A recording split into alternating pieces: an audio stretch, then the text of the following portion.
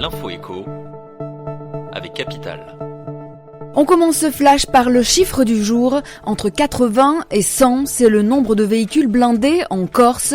L'île compte en effet entre 80 et 100 propriétaires de voitures équipées d'une protection balistique selon Le Monde. Cela représente une voiture blindée pour 3000 habitants. Rapporté au nombre d'habitants, c'est donc une proportion 4 fois supérieure à celle du Brésil, pourtant leader mondial du marché.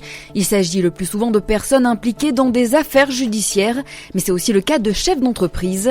Les conducteurs de voitures blindées se concentrent pour la grande majorité dans la région d'Ajaccio.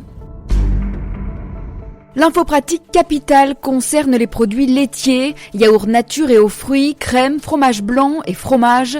Ce sont les produits bio de la ferme Dure qui font l'objet d'une mesure de retrait et de rappel.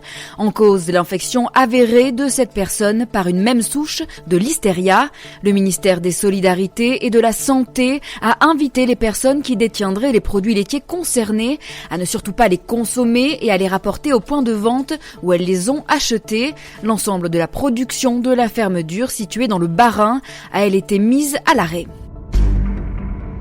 Le coup de gueule du jour est poussé par des clients de la Fnac. En effet, selon 60 millions de consommateurs, de nombreux clients de l'enseigne se sont plaints des méthodes employées par les vendeurs, surtout lors d'un achat d'ordinateur, d'une tablette ou d'un smartphone.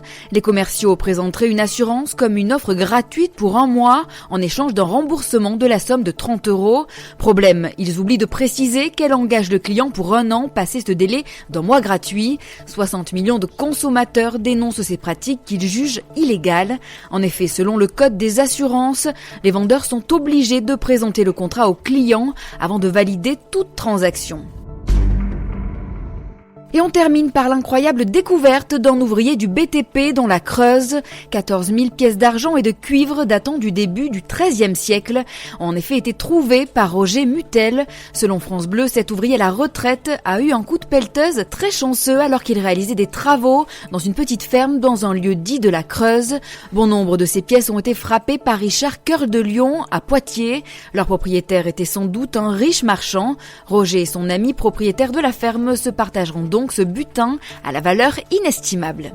C'était l'info écho avec Capital.